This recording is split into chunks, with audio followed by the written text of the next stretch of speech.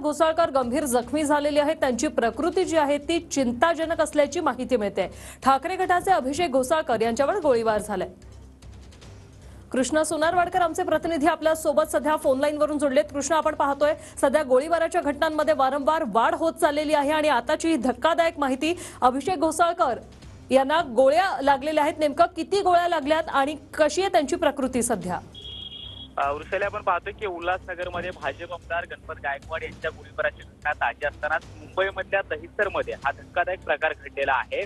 विनोद घोसाळकर जे ठाकरे गटामध्ये आहेत त्यांचे पुत्र अभिषेक घोसाळकर यांच्यावरती गोळीबार झाल्याची घटना जी आहे ती घडलेली आहे आणि एकूण 3 गोळ्या लागल्याची सूत्रांची माहिती मिळते। अभिषेक घोसाळकर यांना थोड्याच वेळापूर्वी दहिसरमधल्या करुणा हॉस्पिटलमध्ये दाखल करण्यात आलेला आहे। त्यांच्यावरती सध्या उपचार सुरू असल्याची माहिती मिळते आहे। मात्र गोळीबाराची ही घटना अत्यंत गंभीर मानली जाते आणि त्यामुळे पोलिसांची वेगवेगळी पथकं सुद्धा कामाला लागलेली आहेत। अभिषेक घोसाळकर यांच्यावरती गोळीबार कोणी केला, कशासाठी केला याची काही उत्तर अद्याप मिळालेली नाहीयेत। मात्र गोळीबारासारखी घटना ही दहिसरमध्ये घडलेली आहे, त्यामुळे आता वरिष्ठ पोलीस अधिकाऱ्यांचं सुद्धा याकडे लक्ष आहे आणि उल्हासनगरमधली गोळीबाराची घटना ताजी असताना अशा प्रकारचा असा जो प्रकार आहे तो मुंबईमध्ये घडल्यामुळे आता खळबळ उडालेली आहे आणि सध्या अभिषेक घोसाळकर हे करुणा हॉस्पिटलमध्ये ऍडमिट असल्याचं कळते। त्यांच्यावरती उपचार सुरू असल्याची माहिती मिळते आहे। मात्र एकूण 3 गोळ्या घोसाळकर यांच्यावरती फायर करण्यात आलेल्या होत्या आणि त्यामुळे तातडीने त्यांना रुग्णालयामध्ये दाखल करण्यात आलेला आहे। मात्र पोलीस आरोपींचा शोध घेत आहेत। मात्र आपण पाहतोय की उल्हासनगरमध्ये पोलीस स्टेशनमध्ये अशा पद्धतीचा गोळीबार जो आहे तो भाजप आमदार गणपत गायकवाड यांनी केलेला होता आणि त्यानंतर आता गोळीबाराच्या घटना आज सकाळी आपण पाहिलं की अशीच गोळीबाराची घटना सुद्धा घडलेली होती आणि आता पुन्हा एकदा अशा पद्धतीचा प्रकार घडल्यामुळे महाराष्ट्रामध्ये गोळीबार करण्याचं प्रमाण हे वाढतं आहे का, असा एक प्रश्न जो आहे तो उपस्थित केला जातोय।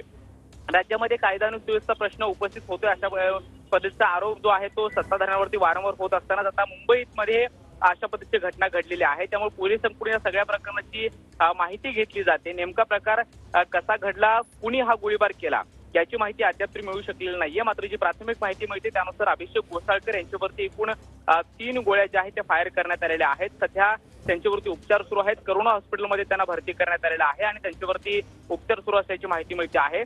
दहिसर पोलीस ठाण्याचे वरिष्ठ अधिकारी त्याचबरोबर मुंबई पोलीस दलाचे वरिष्ठ अधिकारी सुद्धा या ठिकाणी पोहोचण्याचा प्रयत्न करतायत। मात्र सध्याची प्राथमिक माहिती मिळते त्यानुसार तरी अभिषेक घोसाळकर यांच्यावरती अज्ञातांनी 3 गोळ्या झाडलेल्या आहेत आणि सध्या त्यांना करुणा हॉस्पिटलमध्ये ऍडमिट केल्याची माहिती मिळते आहे।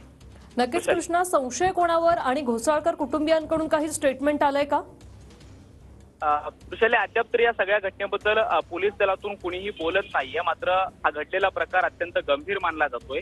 पूर्व वैमनस्यातून ही घटना घडलेली आहे का किंवा राजकीय वादातून ही घटना घडलेली आहे का याची सुद्धा माहिती सध्या तरी घेतली जाते। मात्र अभिषेक घोसाळकर यांच्यावरती गोळीबार झाल्याची माहिती जी आहे ती आता मिळालेली आहे आणि त्यांना करुणा हॉस्पिटलमध्ये भरती सुद्धा करण्यात आलेला आहे। जी माहिती मिळते त्यानुसार एकूण 3 गोळ्या घोसाळकर यांना लागल्याची माहिती मिळते आहे आणि सध्या त्यांच्यावरती उपचार सुरू आहेत। मात्र पोलिसांकडून या सगळ्या प्रकारांची माहिती घेतली जाते। नेमकी घटना कुठे घडली, कशी घडली आणि का घडली या सगळ्या प्रश्नांची उत्तरं सुद्धा पोलिसांकडून शोधली जात आहेत। मात्र आपण पाहतोय की सध्याची प्राथमिक माहिती मिळते त्यानुसार तरी अभिषेक घोसाळकर यांना गोळीबार झाल्यानंतर तातडीने त्या ठिकाणी पोलिसांची टीम सुद्धा धावली आणि निकटवर्तीय सुद्धा सोबत होते आणि त्यामुळे त्यांना तातडीनं रुग्णालयामध्ये दाखल करण्यात आलेलं आहे। मात्र महाराष्ट्रामध्ये वेगवेगळ्या भागामध्ये अशा पद्धतीच्या गोळीबाराच्या घटना या आता घडत आहेत आणि मुंबईमध्ये सुद्धा दहिसर भागामध्ये ही घटना घडल्यामुळे आता खळबळ उडालेली आहे आणि पोलिसांकडून या सगळ्या प्रकरणाची माहिती घेतली जाते। नक्कीच कृष्णा, अशा घटनांमध्ये आता वाढ होत चाललेली आणि याने कायदा सुव्यवस्था आणि पोलिसांवर देखील प्रश्नचिन्ह उपस्थित होतंय। वृषाली, आपण पाहतोय की उल्हासनगरमध्ये हिल लाईन पोलीस ठाण्यामध्ये भाजप आमदार गणपत गायकवाड यांनी शिवसेना शिंदे गटाच्या पदाधिकाऱ्यांवरती फायरिंग केलेलं होतं आणि एकूण 6 गोळ्या झाडलेल्या होत्या। त्यानंतर महेश गायकवाड यांना रुग्णालयामध्ये दाखल करण्यात आलं आणि या सगळ्या घटनेवरून आपण आरोप प्रत्यारोप पाहिले।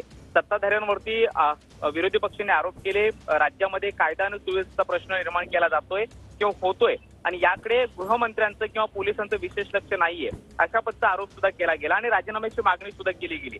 मात्र आता मुंबईमध्ये दहिसरमध्ये अशा प्रकारची घटना घडलेली आहे आणि ठाकरे गटाचे जे नेते आहेत विनोद घोसाळकर, त्यांचे पुत्र अभिषेक घोसाळकर यांच्यावरती हा गोळीबार झालेला आहे। त्यामुळे या सगळ्या प्रकरणाकडे कुठेतरी राजकीय वादातून ही फायरिंग झालेली आहे का किंवा वैयक्तिक वादातून